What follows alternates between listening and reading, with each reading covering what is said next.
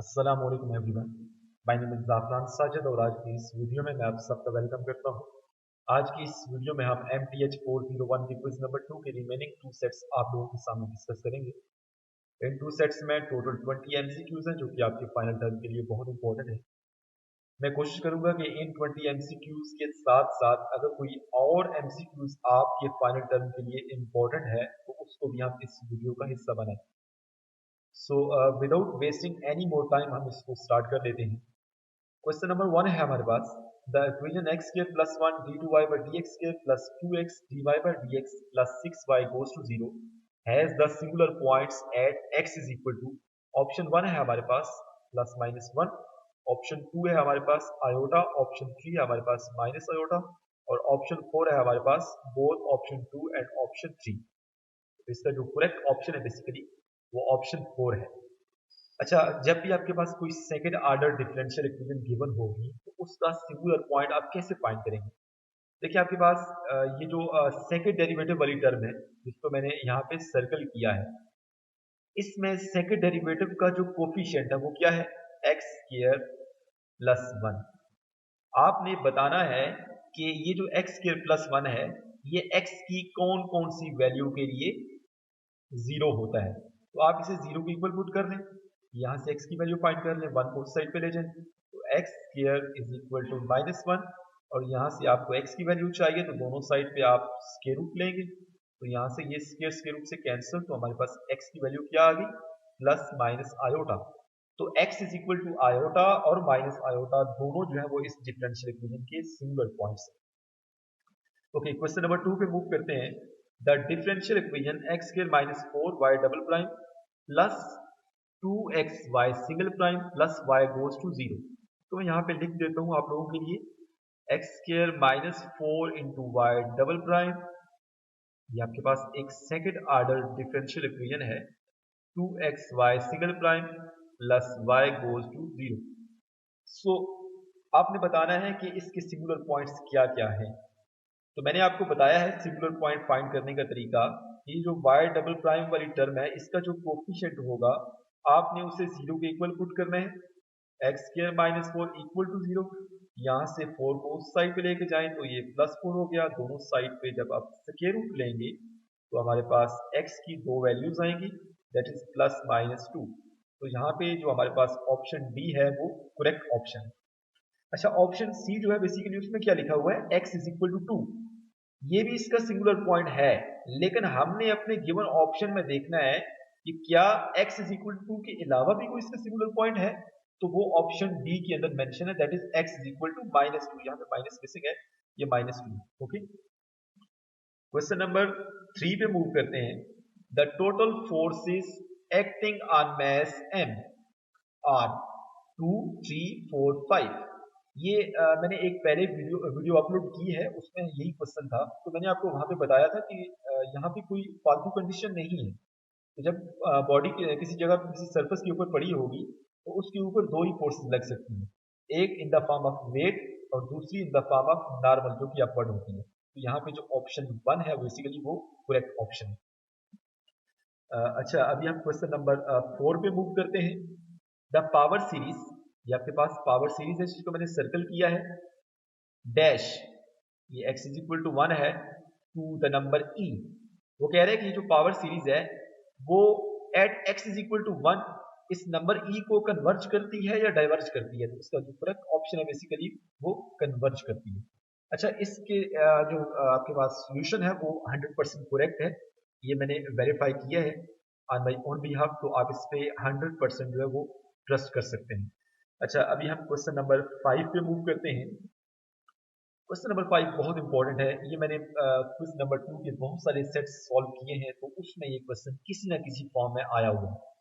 A function f is said to be analytic at a point A if it can be represented by a power series in x minus a with a, यहाँ पे dash, radius of convergence, negative और positive, positive radius of convergence. So ये analytic function की definition है और इससे 3-4 MCQs इसकी statement से बने हुए हैं। आगे चल के एक और एमसीक्यूज भी आता है इसी सेट के अंदर, मैं आपको दिखा दूंगा। अभी हम क्वेश्चन नंबर 6 पे मूव करते हैं। The regular singular points of the differential equation. ये आपके पास डिफरेंशियल इक्वेशन है, थोड़ी देर पहले हमने इसको देखा भी है। वहां पे हमने सिंगुलर पॉइंट्स का बताया था। आगे सिंगुलर पॉइंट्स की दो कैटेगरीज होती हैं, regular singular points and irregular singular points. तो मैं आपको बता देता हूँ, इसका जो करेक्ट ऑप्शन है बेसिकली वो x इज इक्वल टू 2 है। ये जो डिफरेंशियल इक्वेशन है, यहाँ पे y डबल प्राइम आता है, y डबल प्राइम, इसके जो रेगुलर सिंगुलर पॉइंट्स हैं वो कहाँ पे हैं? At x is equal to 2, मतलब x इज इक्वल टू 2 इसका रेगुलर सिंगुलर पॉइंट है। अच्छा, हैंड आउट्स के अंदर एक और एमसीक्यू जो कि इससे रिलेटेड है वो मैं आपको बताना चाहूंगा। पेज नंबर 292, सबसे पहले मुझे ओपन कर लेते जरा। सो यहाँ पर आपको ये एग्जाम्पल 1 नजर आ रही है। इस एग्जाम्पल 1 से बेसिकली आगे भी एक दो एमसीक्यू बने हैं। देखिए हमारे पास इसी सेट के अंदर एक एमसीक्यू था कि इसके सिंगुलर पॉइंट्स, ये जो डिफरेंशियल इक्वेशन है इसके सिंगुलर पॉइंट्स कितने कहाँ पे एग्जिस्ट करते हैं। तो x is equal two plus minus 2 हमने उसका करेक्ट ऑप्शन जो है ना वो चूज किया था। अच्छा, यहाँ पर इसी डिफरेंशियल इक्वेशन का उसने रेगुलर सिंगुलर पॉइंट पूछा है। तो यहाँ पर देखिए x इज इक्वल टू 2 जो है वो इसका रेगुलर सिंगुलर पॉइंट है। अगर आपके फाइनल टर्म में ये क्वेश्चन आता है कि इसके इररेगुलर सिंगुलर पॉइंट क्या है, तो वह x is equal to minus 2 इसका इररेगुलर सिंगुलर पॉइंट है। तो यहाँ पर ये जो एग्जाम्पल 2 है, आप इसको भी देख लीजिएगा, क्योंकि वहां पर कोई भी डिफरेंशियल इक्वेशन गिवन हो सकती है जिसके आप रेगुलर और इररेगुलर सिंगुलर पॉइंट्स जो है वो आपसे पूछे जा सकते हैं, या सिंपल सिंगुलर पॉइंट्स भी पूछे जा सकते हैं। सो अभी हम जो नेक्स्ट क्वेश्चन है उस पर मूव करते हैं। That is question number 7। Okay, देखिए वही एनालिटिक फंक्शन की डेफिनेशन है जो थोड़ी देर पहले हमने की है। A function f is said to be analytic at a point A if it can be represented by a power series in x minus a with a positive radius of convergence or divergence। so इसका जो correct option है वो convergence है। अच्छा, अभी हम question number 9 पे move करते हैं। बड़ा इंपॉर्टेंट क्वेश्चन है, आपने इसको गौर से समझ रहे हैं। द इनफाइनाइट सीरीज, ये आपके पास कोई इनफाइनाइट सीरीज गिवन है, is a power series in x centred at. कोई भी आपके पास इनफाइनाइट सीरीज गिवन हो तो आपने उसका सेंटर्ड कैसे फाइंड करना है? क्या x इज इक्वल टू 3 इसका सेंटर्ड है, x is equal to minus 3 है, 2 है, या माइनस 2 है? आपने सेंटर्ड किसी भी इनफाइनाइट सीरीज का कैसे फाइंड करना है मैं अभी बताने जा रहा हूं, अपने गौर से समझ रहे हैं। इस इनफाइनाइट सीरीज के अंदर जो x वाली टर्म है, देखिए ना, ये है ना x प्लस 3 की पावर n। तो सिंपल आप जो अंदर वाली पावर है उसको कंसीडर करें, x प्लस 3। आपने इसको जीरो के इक्वल पुट करना है, यहाँ पे कोई भी x वाली टर्म हो सकती है। अच्छा, जीरो के इक्वल पुट करना है और यहाँ से x की वैल्यू फाइंड करनी है। तो यहाँ से 3 उस साइड में जाके माइनस 3 हो गया। इसका मतलब है कि x is equal to minus 3 जो है वो इस इनफाइनाइट सीरीज का सेंटर्ड है। तो इसका जो करेक्ट ऑप्शन है बेसिकली वो बी है। अच्छा, यहाँ पे शायद कोई एमसीक्यू जो है ना उसका पहले से मार्किंग हुई पड़ी हो और वो गलत होगा।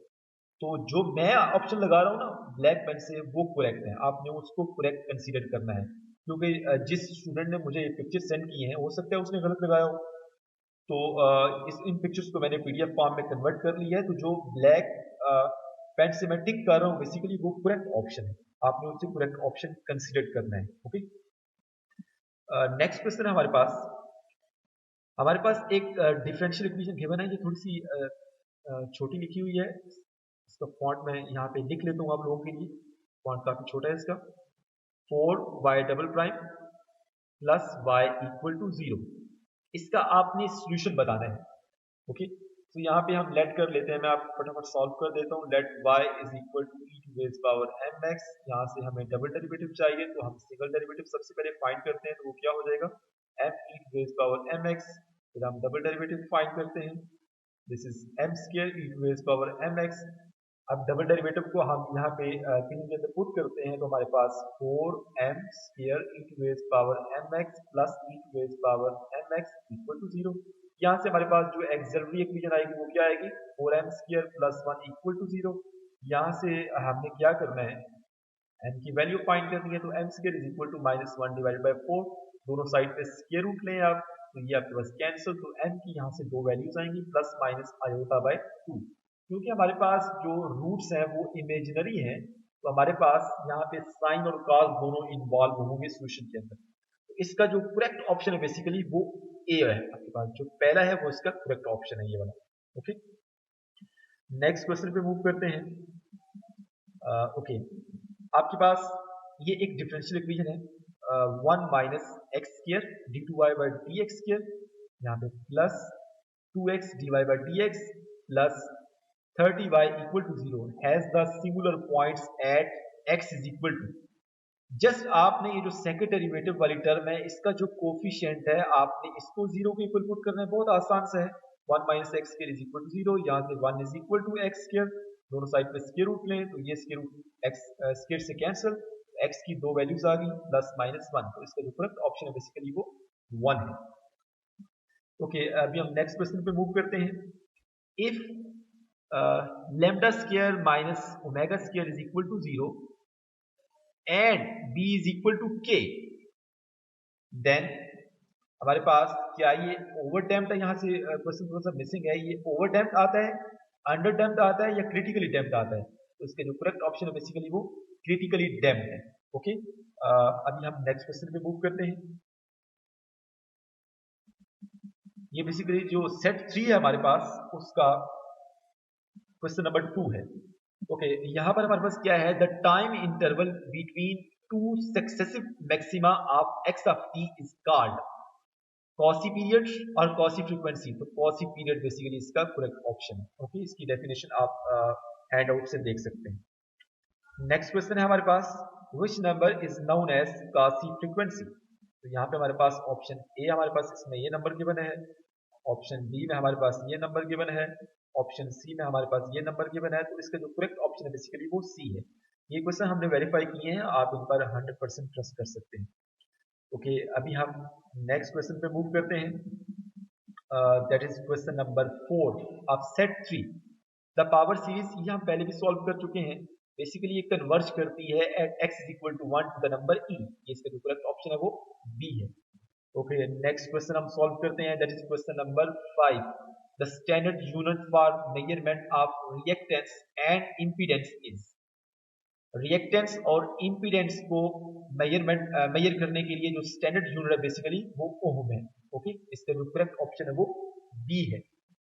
ओके, नेक्स्ट क्वेश्चन पे हम मूव करते हैं, that is question number 6 of set 3। If e of t equal to 0, r is equal to 0, then the electric vibration can be called free damped oscillation or undamped oscillation, तो इसका जो correct option है basically वो undamped oscillation। Next question पे move करते हैं। अच्छा, आप लोगों ने गौर किया होगा कि आपके क्विज़ेस में डेफिनेशंस भी काफी आ रही हैं, ठीक है ना, इंडक्टर की डेफिनेशन, कैपेसिटर की, उसके बाद रेजिस्टर की हमने देखी है, अभी एक डेफिनेशन हमने देखी है, एनालिटिक फंक्शन की हमने डेफिनेशन देखी है, ये डेफिनेशंस भी आपने फाइनल टर्म के लिए तैयार करनी है। ओके, नेक्स्ट क्वेश्चन है question number 7। A function f is said to be analytic, अब देखिए वो दोबारा से आ गया है, at a point a it can be represented by a power series in x minus a with a positive radius of convergence, तो ये हम पहले भी कर चुके हैं, इसका करेक्ट ऑप्शन बी है। नेक्स्ट क्वेश्चन पे जाते हैं हम, that is question number 8. A point that is not an ordinary point is said to be singular point of the equation, क्या ये स्टेटमेंट ट्रू है या फॉल्स है? ऑफ कोर्स ये ट्रू है, अगर कोई पॉइंट ऑर्डिनरी पॉइंट नहीं होगा तो वो सिंगुलर पॉइंट होगा उस इक्वेशन का। नेक्स्ट क्वेश्चन पे मूव करते हैं, ऑर्डिनरी डिफरेंशियल इक्वेशन, ये आपके पास एक ऑर्डिनरी डिफरेंशियल इक्वेशन गिवन है, मैं यहाँ पे इसको लिख भी देता हूँ आप लोगों के लिए ताकि आपको नजर भी आ जाए, dy by dx whole power 2 plus d2y divided by dx square plus y equal to 0 is of order। आपने इस डिफरेंशियल इक्वेशन का ऑर्डर बताना है। ऑर्डर बेसिकली किसी भी डिफरेंशियल इक्वेशन का क्या होता है कि उसके अंदर जो हाईएस्ट डेरिवेटिव है, अब देखिए इसके अंदर फर्स्ट डेरिवेटिव भी है, सेकंड डेरिवेटिव भी है, इस डिफरेंशियल इक्वेशन का जो ऑर्डर होगा वो 2 होगा।